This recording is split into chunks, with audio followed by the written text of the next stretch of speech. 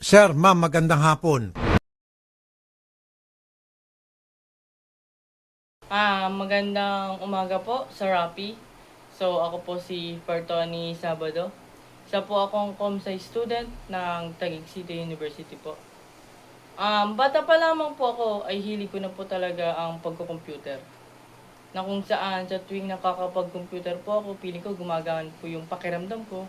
At higit sa lahat, ito rin ang nagiging dahilan para pagbutihin ko pa po ang aking pag-aaral. So, bukod pa po sa pagko-computer, ay hilig ko rin po ang sports. Kagaya ng pagbabasketball at pagbabike.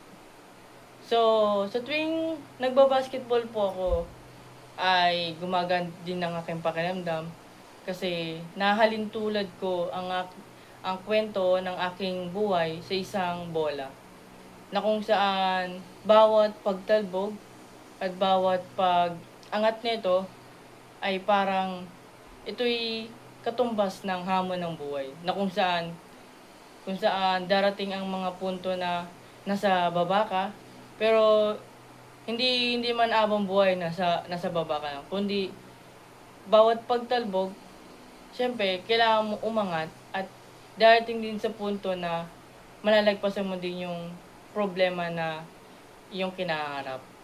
So ayun, so sa tuwing nagbabasketball ako parang feeling ko kontrolado ko yung takbo ng bola, kung saan kong gustong ipunta, at kung saan kong gustong dalhin, at higit sa lahat, kung paano ko siya isushoot. Yes, kung paano ko siya ititira, kung paano ko ma-resolve yung problema. So, of course, lastly, isa rin sa ang hilig ko ay ang pagbabike po sa Rappi. So, sa pagbabike naman po, parang every time na nagbabike po ako, ay talagang gumagaan po ang aking pakiramdam na kung saan sa tuwing may problema ako sa bahay, sa eskwelahan, at higit sa lahat may mga secret um, fights ako na walang nakakalam kundi tanging sarili ko lamang. Ang pagbabike ang isa sa mga dahilan kaya ako nailalabas yung hinanakit ko and then sama ng loob.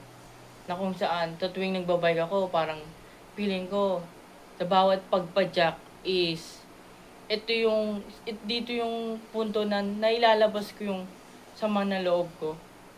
And then, hindi ko na lang, and then darating na lang sa punto ng aking pagtitiis, hindi ko na malayan na meron palang magandang um, tanawin or higit sa lahat is bunga ng pagtitiis.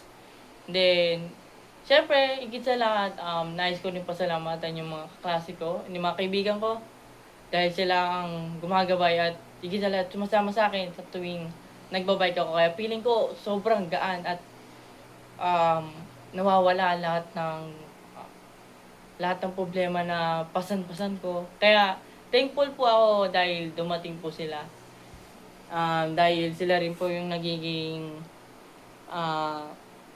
nagiging instrument ko para mailabas ko yung sama ng loob. And hanggang sa lahat is ma-appreciate ko rin yung effort na binibigyan po nila sa akin.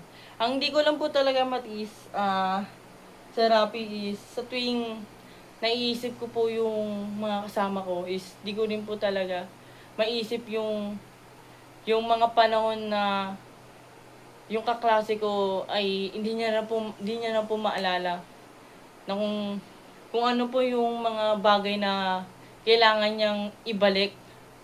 Kaya po na kaya po ako naluluwa. Kasi po hindi po marunong magbayad po ng utang po yung kaklase ko po. Kaya hindi ko po talaga alam kung paano ko po siya sisingilin.